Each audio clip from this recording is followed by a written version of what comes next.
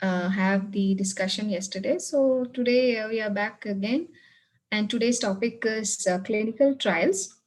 So in today's topic, it's a well-known topic, and we know that clinical trial is a well-accepted tool, not only to evaluate medical treatments but also to evaluate various interventional health interventional programs. Suppose you are developing a new drug, or suppose you want to test the combination of already existing drugs with us with some placebo group. For all these reasons, we use clinical trials. So this becomes an important part of research, and there are so many statistical methods involved in clinical trials.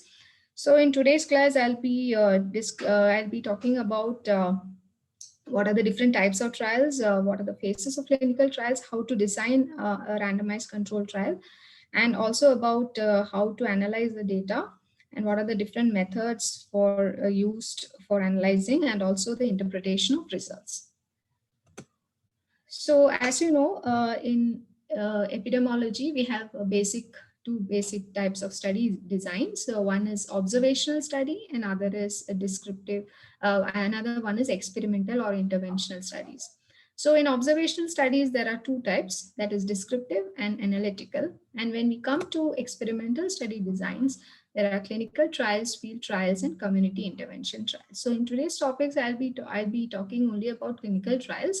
And in clinical trials itself, there is randomized control trials and non-randomized control trials. So I'll be talking mainly about RCT, randomized control trials, because that involves a lot of methods, techniques, which needs to be discussed. So that is a reason why we are focusing on randomized control trials.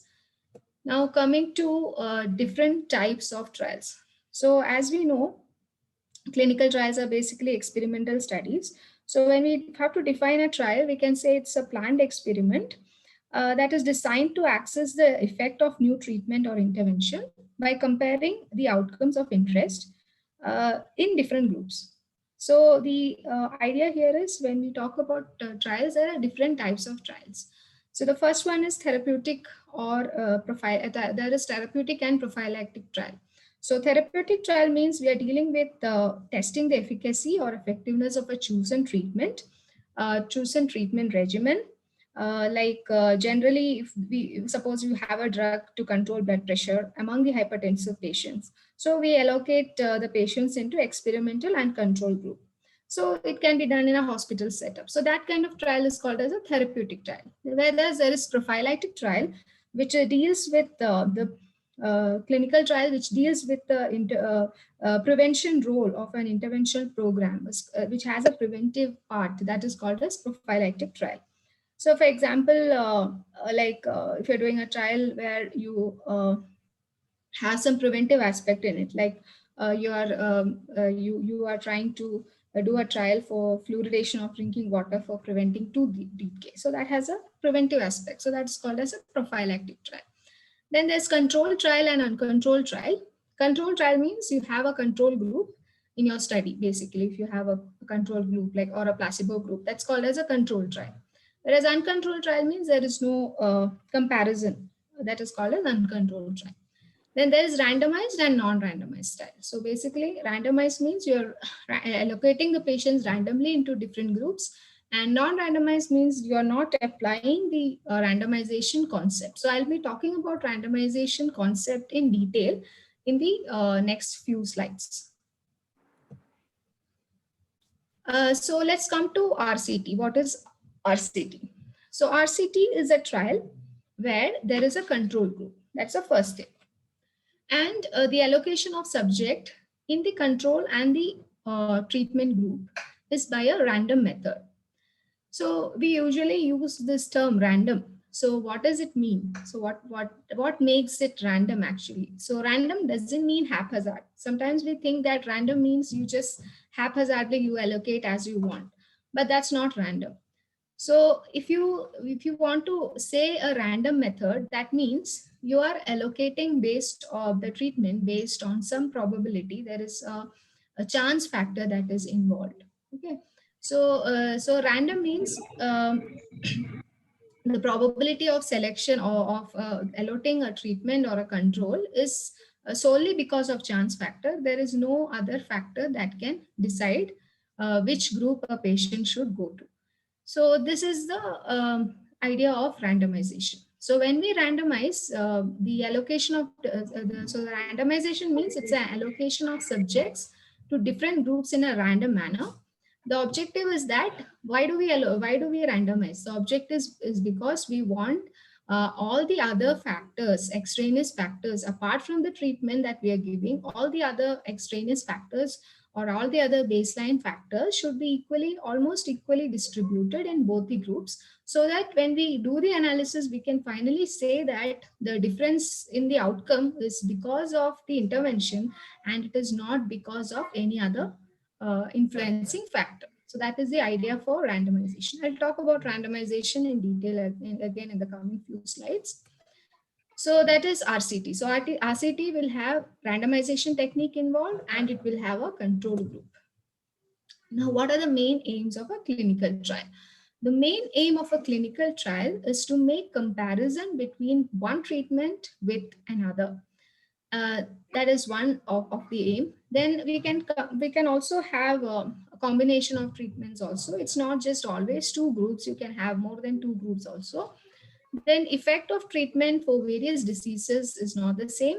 The how the to study the effect of treatment for various diseases. So that is one another aim of clinical trial. Then if you want to control clinical trials play an important role in clinical experimentation. So these are the aims of clinical trial.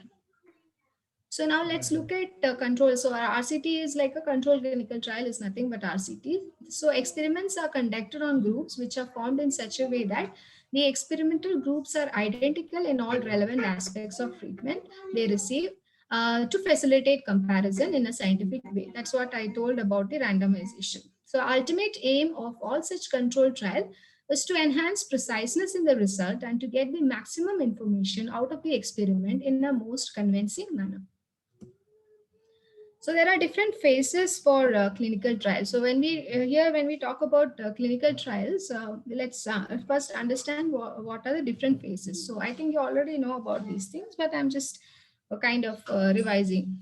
So clinical trial involves different phases. So in the first phase, once a promising molecule is identified in a lab, from its time to inspection, from the time of its inception till it comes out to the market, that is the phase that from 0 to 4. So 0 is usually animal trials, and in phase 1, what we study is the safe dose range, and it involves a small sample size, like around 20 participants or so.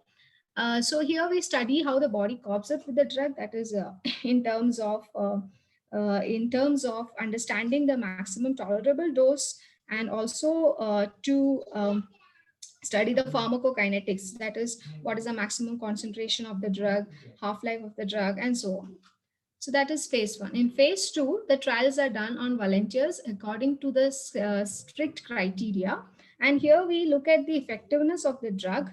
We look at the dose, we actually try to assess the probable benefits of that drug. So that's how we do in phase 2 trials. Then in phase 3 is performed on patients with strict criteria. So in phase 3, what happens is we usually compare the the effectiveness of new drug with a standard drug that is available. So all that happens in phase 3. And in phase 4, it is post-marketing surveillance. So in phase 4, it's generally referred to as a promotional exercise for bringing the new drugs. So once a drug is approved in the market, after the it comes under the phase 4 for post approval. And there are the different, if you look at the evidence of different clinical research, different study designs, if you see the or the pyramid of evidence, so we can start with the lowest case of evidence will be from the case studies or case series, then followed by case control, then cohort studies. Then at the top, we have this randomized control trial. So randomized control trial, in terms of evidence, it is considered and accepted to be scientifically, it is accepted. And after that is meta-analysis and systematic reviews at the top, where if you look at the level of evidence. Now, what are the uses of clinical trials? We have already discussed: evaluating new drugs, comparison with another technique, treatment versus outcome to study the adverse effects. Now, what are the steps in designing a randomized control trial? So the major steps in designing a randomized control trial is, as any other studies, we have to formulate the objective. Then here the ethical issues are very important. So this is a matter of concern, and while planning while selecting the topic itself, we have to be very careful, especially if it is done in a hospital setup. Then target and experimental population we have to define. So what group you are trying to target, what is a finally what will be the inference about which group you are going to draw the conclusions about. So that is what you have to explain, have to think of. Then eligibility criteria, so whom you will be including, excluding. Informed consent has to be taken from all the participants. Then we have to define the study population. Then we have to make a mention about what comparison group, or how will you be selecting those comparison group. Then there's random allocation, experiment then the experimental design that we'll be using, monitoring compliance of side effects, assessment of outcome, and analysis.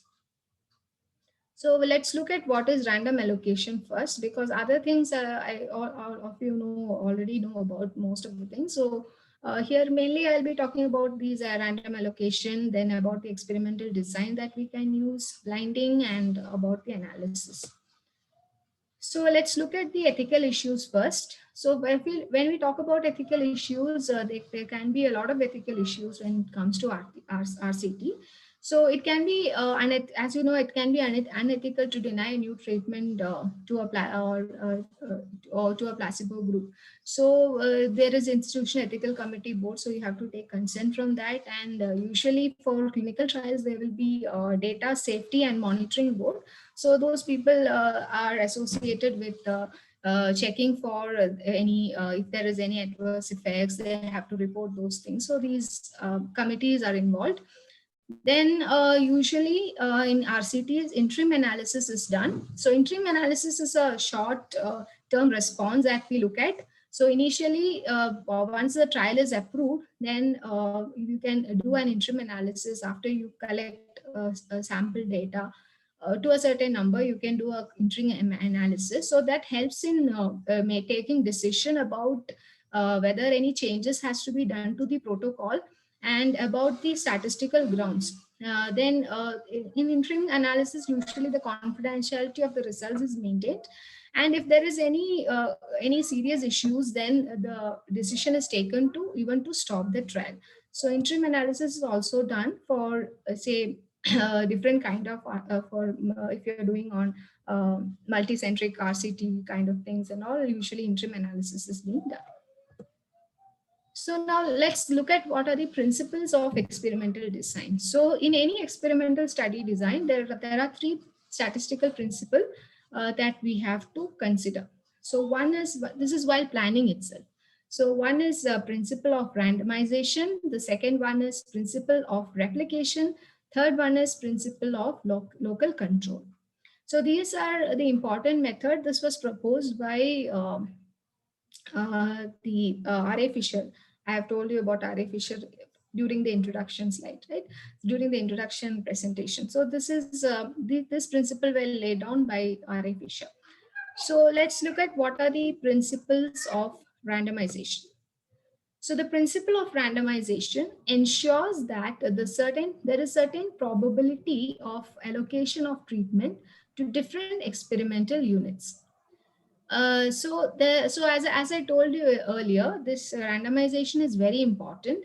So when we do randomization, it takes care of the external variability. And how can we go about doing randomization is, how can we do randomization is using a random number table or using a computer generated random list. So I'll just explain about what are the different methods. So one thing you have to remember is randomization is done only for experimental study design. Whereas in observational study design, we do a random selection. We don't do randomization because we are not allotting the patients into two different groups. There we are just selecting the patient based on some criteria. So we use random techniques, whereas randomization is only for experimental study designs. So randomization is actually a heart of RCT, and it helps to eliminate bias and to allow compatibility. It's the main difference actually between the analytical and experimental study is presence of randomization.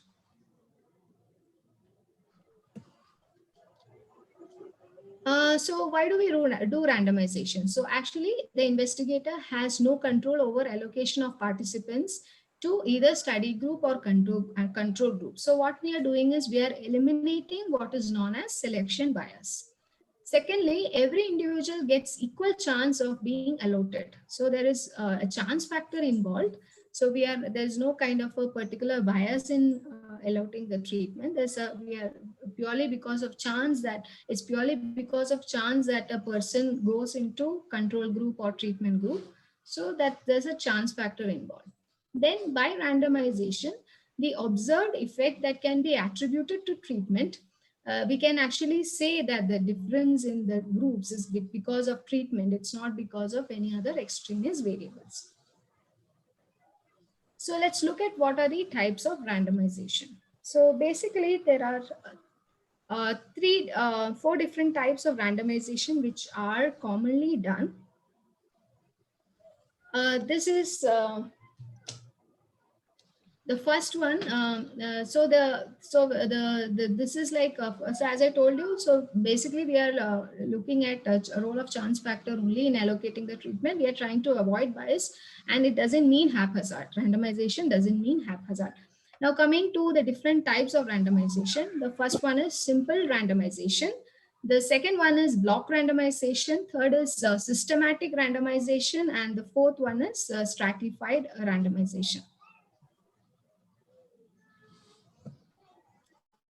So let's look at so this is an example here. So there are two drugs here, propanol and placebo, and we have these baseline factors. So this is a randomized study. So this is the example is beta blocker heart attack trial. So this is the sources from this that I have taken this example. So from here you can see, because they have done randomization, the first table in any journal, if you see the first table will be, they will give a comparison, baseline comparison between the groups in terms of whether the groups are comparable or not. So ideally, the baseline factors must be same in both the groups. Same means or almost the same. There should not be any statistically significant difference in the baseline characteristics between the two groups. For example, in this study, it is since they have done a RCT randomized control trial, they have given clearly about the baseline factors here. So if you see 55.2 is in the propanol group, the average age, and in placebo it was 55.5. So here this difference is not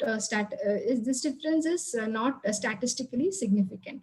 Similarly, if you take any of these variables, you can see it is similarly distributed in both the groups. So when we do randomization, only then we get this kind of a result. So when we study the effect of this propanol, we want to see whether the propanol actually works in terms of studying the outcome. So we can actually say that it is because of the effect of drug itself, because all the baseline is similar. We can say that the effect is because of drug itself. It is not because of any of difference. Baseline features are matching. So here the p-values won't be significant when you compare the groups. So this will be in any RCT, this will be the first table that you see. So let's see what are the different methods of randomization. So I'll be talking about only few methods because these are the commonly, there are so many newer methods also, but and it depends on adaptability. For adaptability purpose, there have been so many designs that we as come in the newer designs are also there, but I'll just talk about the basics one here. So the first one is symbol randomization. So symbol randomization, in the simple randomization, what we usually do is we just allot the patients based on, like for example, there are if you use a method called coin tossing, or you use a method of selecting using lots. That means there is from the chits you select. So that method is a kind of a simple randomization, we can say.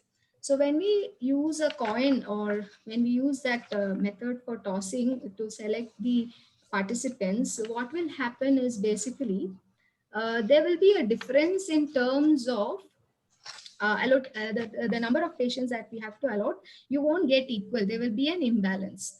So if you see in this figure, you can see we have assigned this white color is control and black color is treatment. So when we use this coin tossing method, this is also called direct method. So when we use this method, the most of them are have gone for control. In treatment group we have only 3. So this kind of imbalance would happen. Though it is a very easy method, this kind of a imbalance happens. So this is one disadvantage of simple randomization. So here there is another method in which we can adopt. Instead of coin tossing, if it is suppose your sample size is 30 or so, coin tossing may not be very easy. So there are computer generated random number that, or random number tables that you can use for allotting the subjects. So let us see what is computer generated random number. So this is a kind of random number table. So it is available online also in textbooks, or in statistics textbooks also it is available. In Park textbook also it is there. So here you extract the table of this is an extract of the table of random number. So this has some rows and columns. So you will have to select randomly from any of these. For example, I am selecting from this column. So you have to select, suppose my sample size is 30. So this will be the order: 12, 82. 82 is not there, we can exclude. Next 16, 78. 78 is not there. So like 29. So like that you keep on selecting till you achieve your the sample size of 30. So then you can divide it as 15, 15 in each group. So that is one method that you can adopt. Or else you can use like you can use online random number tables are also there, which will, if you just put the sample size, it will automatically generate the numbers, and it will tell you which patient has to go to which group. So that is also possible. Or else in Excel also we can compute the random numbers. So the basic idea of this is, so as I told you, this has an advantage that almost most of the time we won't get a balanced number in both the groups. So this is one disadvantage. So the sample size that might lead to an unequal distribution. So for to overcome that, there is another method that is called as permuted or block randomization. So the what is block randomization? The basic idea of block randomization is to divide the potential patients into m blocks of size 2n. So that means to say that we are making some compartments first. So I'll just go to the example and then tell you. Okay, so this is the data, or this is the block. So what we do is we actually make different compartments. Like here you can see there are 6 blocks. Okay, so we make different compartments or blocks, and then we look at we do suppose there are 2 treatments, A and B. So the 2 treatments are A and B. So the block size we can calculate is by using 2 into n. So n is the number of treatment. So 2 into we have 2 into number of treatment is 2. So it is like 4. So we can use a block size of 4. That means block size of 4 means each block will contain 4 participants. So in this compartments, if you see here, there is 6 compartments here. Here our sample size is 20 actually. So, but I have made 6 compartments. I'll tell you why it is because. So first I have got, I made 2 into 4 treatments. So 4 patients will come into each block.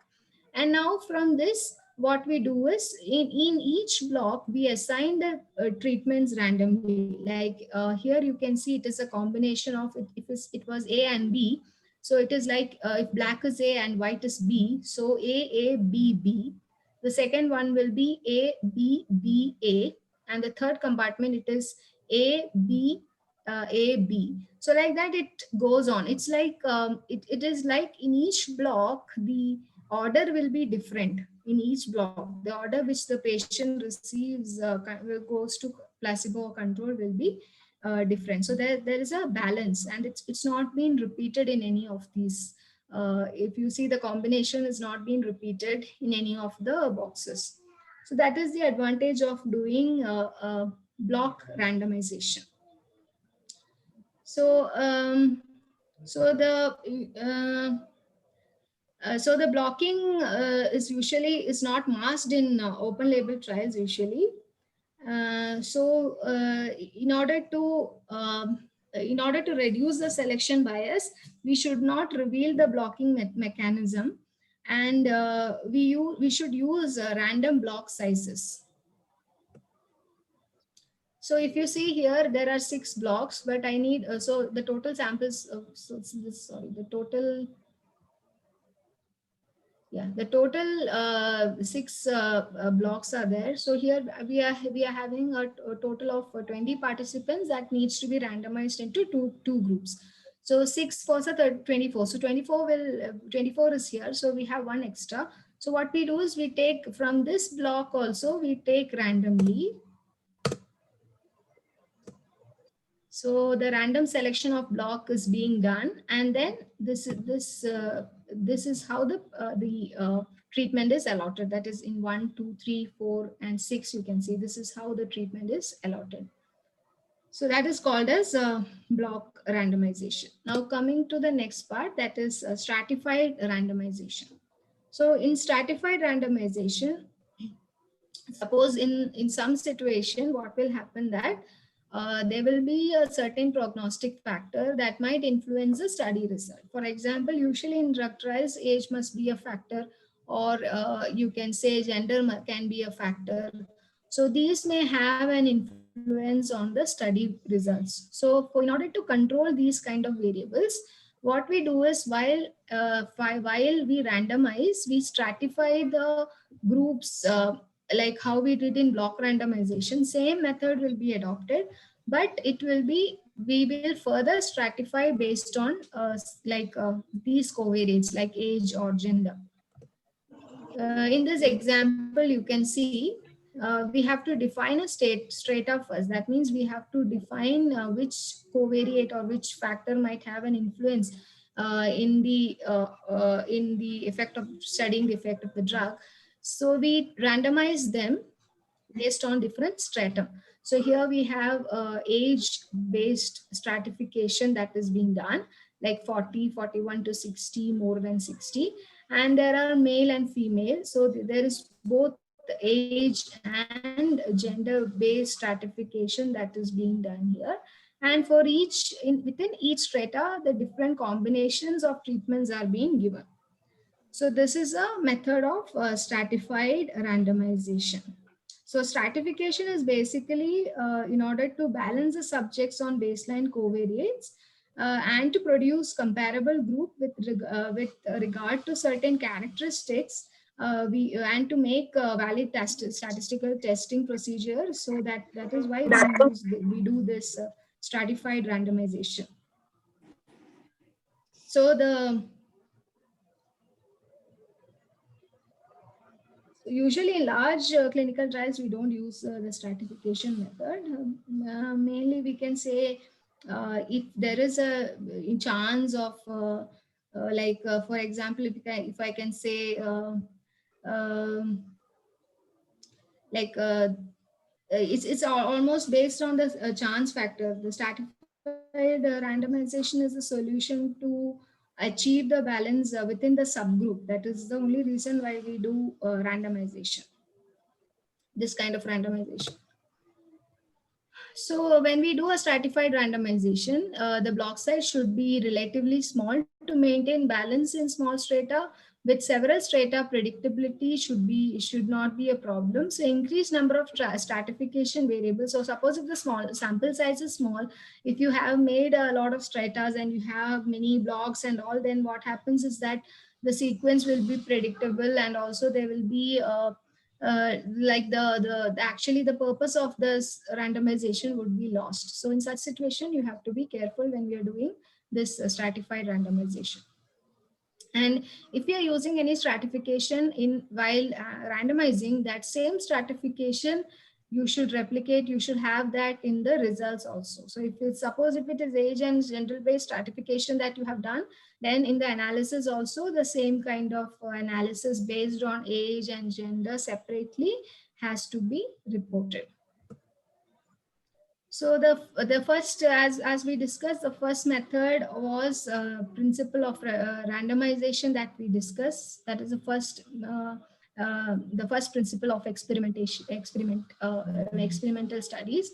The second principle is principle of replication. So what is principle of replication? So principle of replication means it basically talks about the reproducibility of your study. So it takes care of internal validity internal variability, and it increases the precision of the study. So replication is treatment is applied on many units or subgroup instead of one unit. So that is called as replication. Now, principle of local control. So that is the last principle of randomization. Principle of local control means all extraneous source of variation is removed by randomization and replication. So, and the total sample size is divided into subgroups or blocks, and different treatments are applied to these blocks, and that will increase the efficiency of the experimental design by decreasing the experimental error.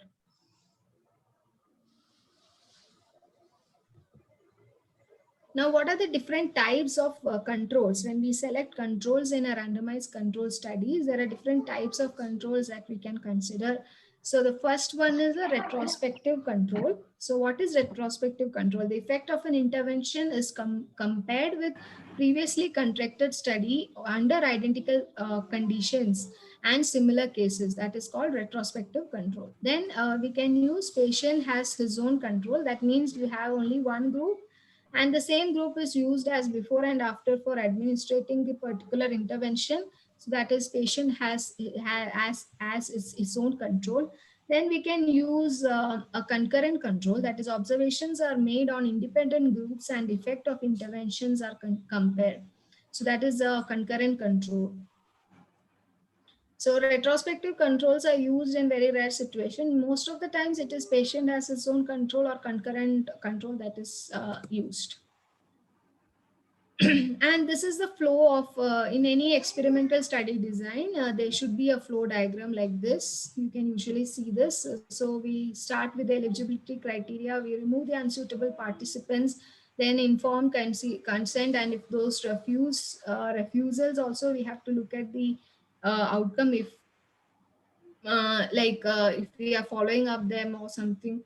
Then here you can see the study participation, then we are randomly allocating to intervention and control, then the outcome is studied. So this is a kind of an example for a flow diagram that you usually see in any kind of a clinical trial. Then when we are planning clinical trial, there are different kinds of study designs within the clinical trials. There are different kind of method in which we can use. That is, one is parallel design, the other one is crossover design. Then we have a sequential or factorial design and sequential design. And there is one newer method called as an adaptive design. So adaptive design is a newer method that allows modification to the trial or statistical procedure of the trial even after initiation, without undermining its validity and integrity. So this is how a traditional design would look like. You design the study, you conduct the study, and then you analyze. But whereas in adaptive study design, you design, you conduct the study, and if there is any changes that you can review the any after the conduct of the study, during the conduct of the study, if there is any changes, you can review it and you can make the changes and adopt the newer method, and then again conduct and analyze the study. So this is a newer paradigm. This is a newer concept. So this is even I'm not very well versed in this. What is adaptive design? But I thought I'll make a mention because it's a new technique. So if some of you might be interested in that. Now coming to the usual methods of designing. So there is a parallel group trial design. So the parallel group trial design means subjects are randomized to one or more study arms, and each study arm will be allotted with a different intervention. This is a common method that we adopt. So here, suppose there is one drug and then we have another drug. So we want to compare one drug with a standard drug or something. So we can use parallel design because we have only two groups, and here one group will receive only one treatment and the second group will receive only the second treatment. So that kind of a design is called as a parallel group design.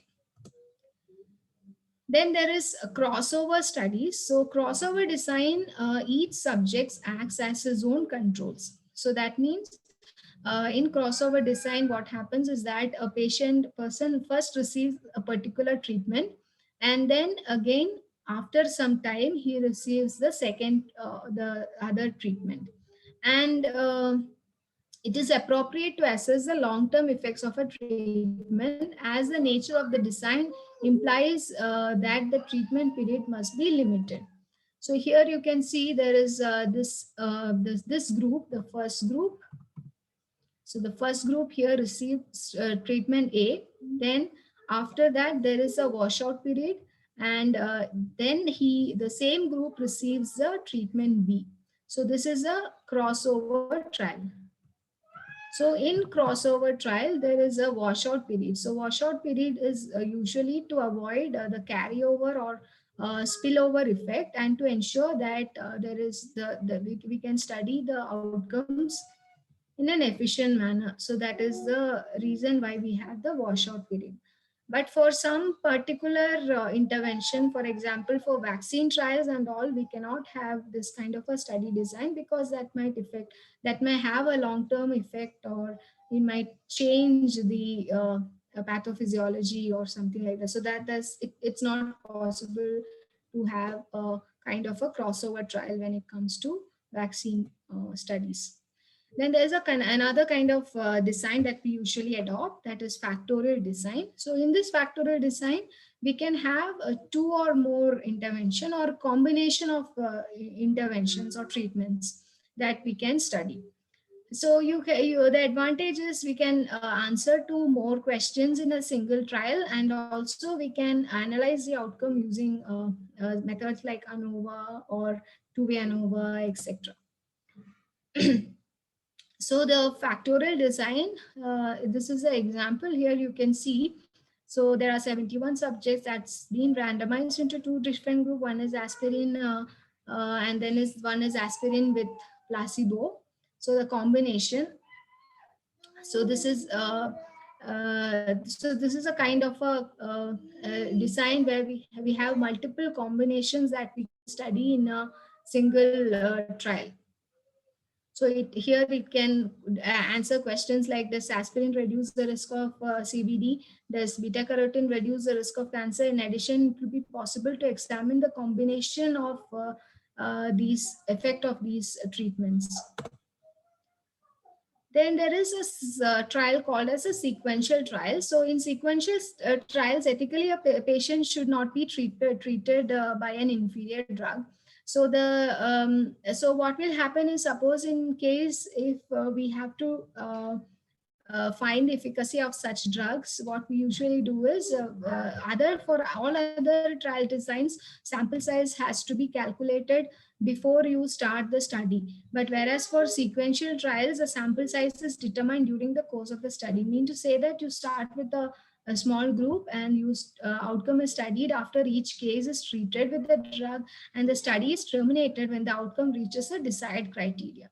But I am not sure about the ethical concerns and matter how to go about these in a practical situation. But there is such methods also that exist, and later on we can compute the power of the study and substantiate the sample size in sequential trials. Then the decision of illness or control charts of continuing or terminating the trial is drawn at the start of the trial itself on some predetermined criteria and through some statistical procedures. The advantage of this design is the number of participants required for such studies would be less than any other study design. The sequential trials are inappropriate if the duration of outcome is long. So now coming to one more important concept in clinical trial, that is called as blinding. So what is blinding? Blinding is used to prevent the conscious or unconscious bias as an investigator. Blinding is not inherent to randomized trials. It can be used whenever possible as placebo effects are powerful. The measurements made by people can be influenced by conscious bias. That is why we do blinding. So it ensures the objectivity of the trial results. So when we do blinding, there are different types of blindings. So all of you would be knowing about this. One is unblinded or open label trial. So in open label, it is usually all are aware of the treatment that they're going to receive. The physician knows, the patient knows, so that is an open blinded study, open label study. Then there is a single blind or single masked blinding where only the participant is aware of the treatment they receive. Then there is double blind or double masked where the participant and the clinician, the data collector are unaware of the treatment the participant receives. Then there's triple blind where participant, clinicians, data collection, and all of them are unaware of the treatment the participant is going to receive. So this is another important part in randomized control trial design. Now coming to the sample size is very crucial when it comes to RCTs. Problem is usually we can't have a large sample size for RCT. So when the sample size is less, that might affect the power of the study also. So the initial knowledge of the desired accuracy of the estimate is important. So while you plan your study itself, you have to think about what is the desirable outcome. You have to think about what difference are you going to, you have to think about what is the, how much is the difference between the group that you would expect. So that will help you in calculating the sample size. Sample size will have a different session on sample size, so I'm not going into much detail. But this is very important, and you can use previous studies as a basis for sample size calculation for your study, or you can use if you have done any pilot studies, you can use that for basis for a sample size estimation. So as I told you, the power is an important concept when it comes to sample size. So power is actually the ability of the study to take the correct decision. So that means the ability of the study to detect the real difference if it is there, or to detect if there is a difference. The study should be capable enough to detect that difference. So that is the power. So if the power is 80 or 90, we can say your study is more effective, or we can say your study is more efficient in finding out the difference. The major problem in RCT is the small sample size. So that is one thing that you should take care of. So if you take low sample size, that will affect your study. Your study will have a low power, and also your results may not be statistically valid. And there's an important term, that is effectiveness and efficacy, which is very commonly used when we make any study kind of RCT studies. So efficacy is defined as the performance of intervention under ideal or controlled circumstances, whereas effectiveness refers to its performance under a real world condition. So efficacy is under controlled circumstance, whereas effectiveness is under real world conditions. So when we usually for PG thesis and all, usually this happens that most of the times there might be a small correction in terms of the wordings of efficacy and effectiveness. So usually when it is a real world situation, we should use the word effectiveness, not the word efficacy. So the difference between the efficacy study and effectiveness study: does the intervention work under the ideal situation? That is answered by efficacy studies. Whereas in effectiveness, it is, does the intervention work in real world practice? So the settings itself, if you see, there is a difference. It's an everyday clinical settings for effectiveness, whereas it is ideal setting for efficacy. So this is the basics difference between efficacy and effectiveness. Now coming to uh, effect size. So effect size is an important part when it comes to analyzing the randomized controls trial. So effect size is a common term that is used for when we use for analyzing the any kind of a clinical trial studies. So what is effect size?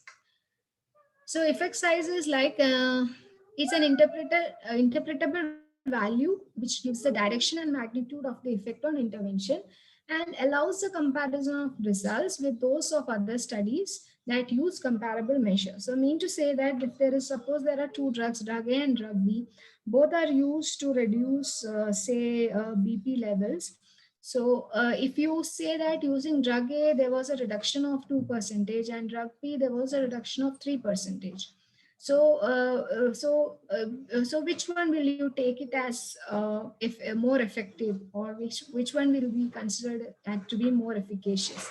So in that case, what you have to see more effective. So what you have to see is you have to calculate the effect size. You have to measure the magnitude of difference and say whether it is the effect size is large or small, because based on that you have to, and you have to think in terms of clinical significance also, whether a change of say a drop of 2 mmHg of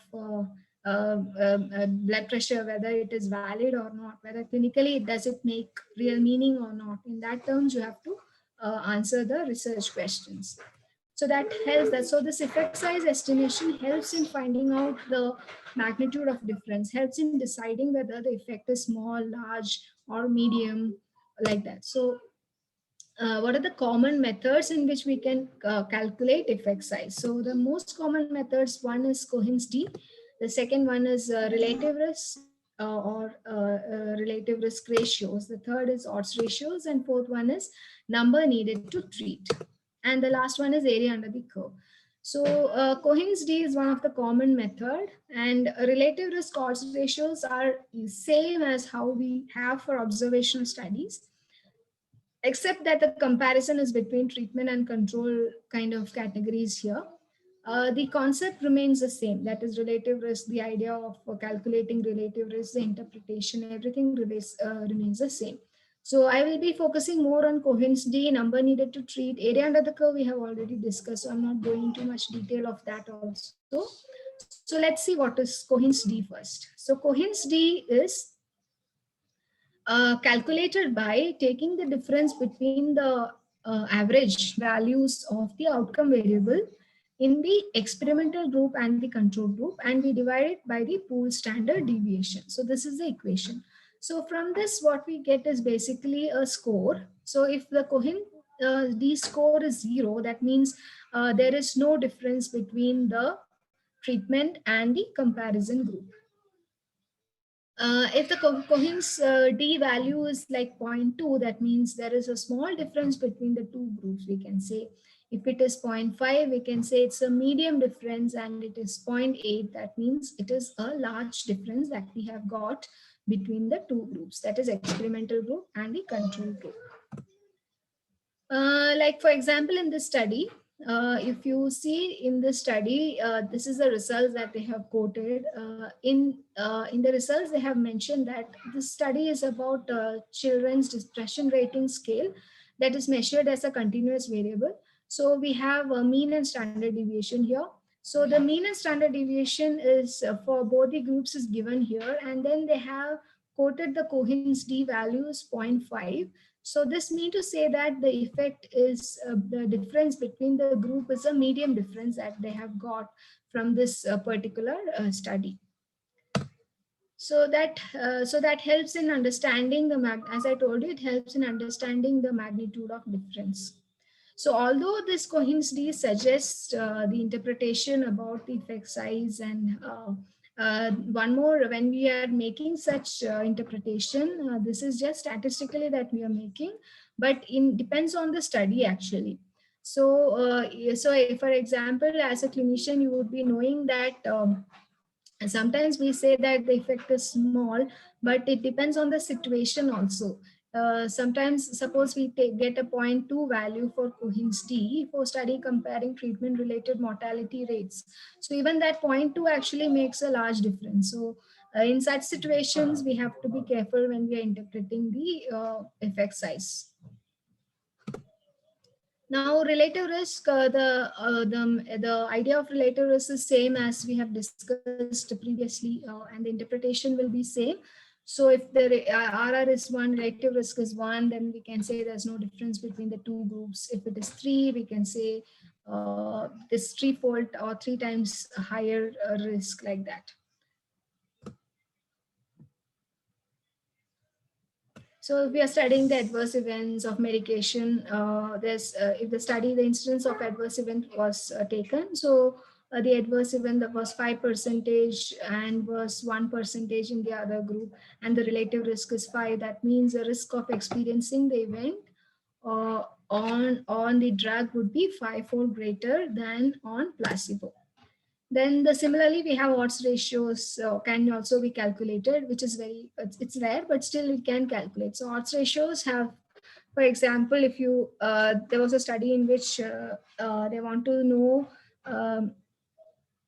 there was a study for this childhood physical abuse, and they found that it was 6-fold greater for patients with dissociative disorders as compared to those without dissociative disorders. So that was one example. Then there's a concept of number needed to treat.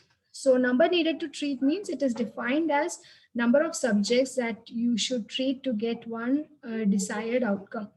It is like described as an effect size estimate.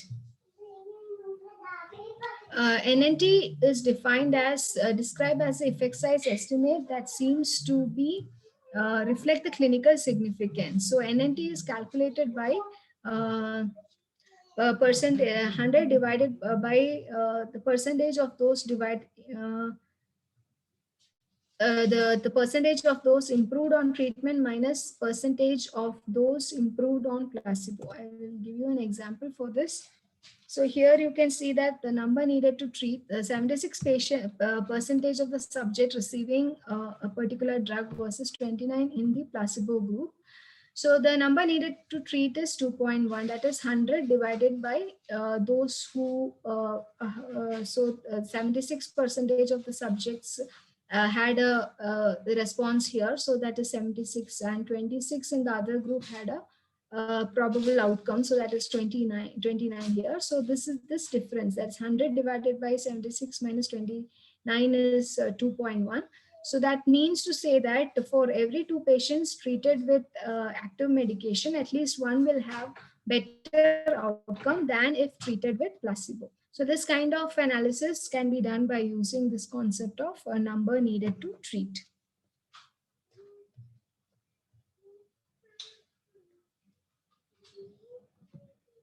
Then, as I told you, this area under the curve is also used in clinical trials in some situations where, like for example,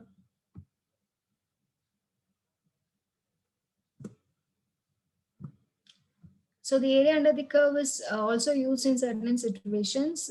For example, for a drug placebo, to know the drug placebo response curve, usually the concept of area under the curve is used, but it is rare, but it is used.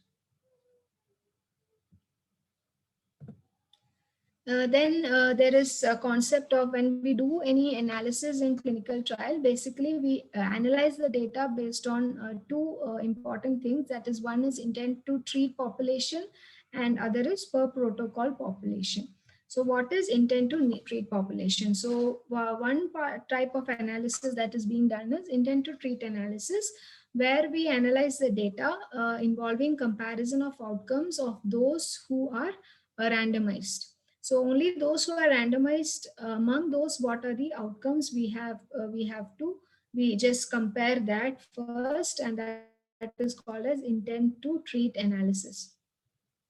So all the comparison of outcomes in all the subjects who are originally allotted to each group, including those who had not or have stopped having the specific intervention. So that's called as intent to treat analysis. Then there's per protocol analysis. Per protocol analysis means we analyze the people who have complete compliance towards the treatment. And so the idea is ITT principle, that is intent to treat analysis, aims to preserve the original randomization and to avoid the potential bias due to exclusion of patients. Whereas in per protocol analysis, we try to identify the treatment effects which would occur under optimum conditions. So in order to answer the question, what is the effect if the patient are fully compliant, then we have to use per protocol analysis. So basically, in most of the studies, they do both per protocol and intent to treat analysis, because sometimes there will be loss to follow up also in clinical trial. Most most of the studies, there's an idea of loss to follow up, or there can be many kind of such conditions which we have to consider. So that is the reason why we have this comparison of intent to treat and per protocol. So if under the ideal condition, if they were fully compliant, then what would have been the results? What is the result? Suppose if not actual situation, what is the result? So both are being compared. So even the dropouts, if there are any dropout, we usually compare the baseline data of the dropouts with the actual whom completed the treatment also, to see whether there is a difference between the two groups. So that is also done in usual RCTs. Then the other methods of analysis that is used is stratification and regression analysis. So stratification, as I told you, if in the beginning, if there is any, if you have randomized based on any stratification criteria, you can analyze the data based on subgroups of age or gender, or such methods can be used. And then there is regression analysis, which helps in identifying the confounding or adjusting for the confounders and giving you the exact results. Suppose there are so many factors that might influence extrain other than the baseline factors. There are so many other variables that you have studied that could have affected the outcome. So that way, if you want to analyze, you can use the regression, that is multiple regression analysis. Those methods can be used to check whether to control the effect of confounders and to analyze the results. So that is again very commonly used in randomized control trials. Then one more small thing which I would like to mention is there's a Cochrane collaboration. Most of you would know about it. So it has all kind of data related to clinical trial. It's a huge database that you can access pertaining to each kind of or each type of like speciality. There is different library and you can access those articles from there. Then all the trials also has to be reported, has to be registered in a Cochrane thing. Then there's a consort checklist that can be used for reporting. For if you want to check your randomized control trial, if you want to critically review any randomized control trials, you can use this consort checklist. CONSORT stands for Consolidated Standards for Reporting Trial. So if you're writing any research studies on RCTs, you can use this as a checklist and to see whether you have followed all the required criteria for RCT.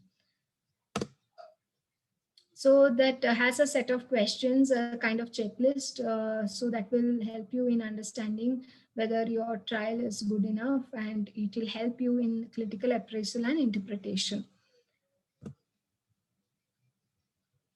So this CONSORT is actually freely accessible.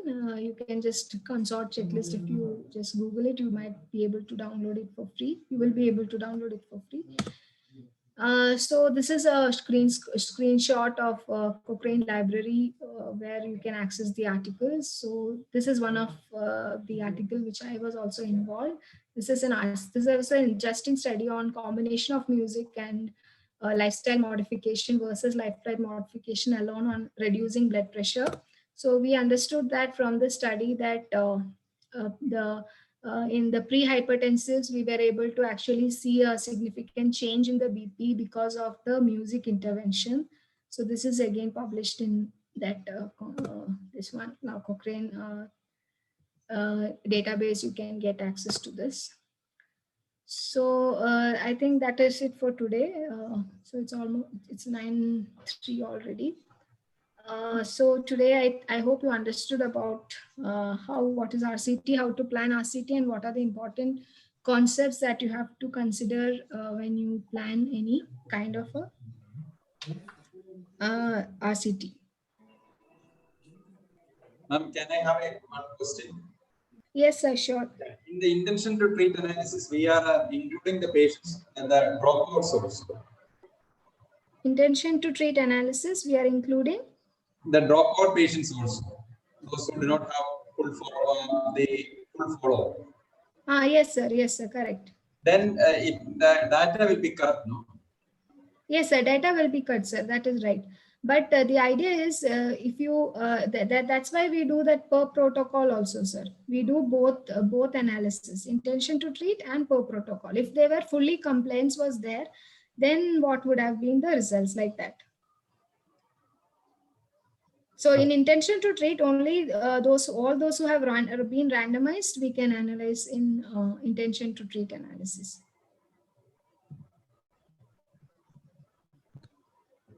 Any more questions?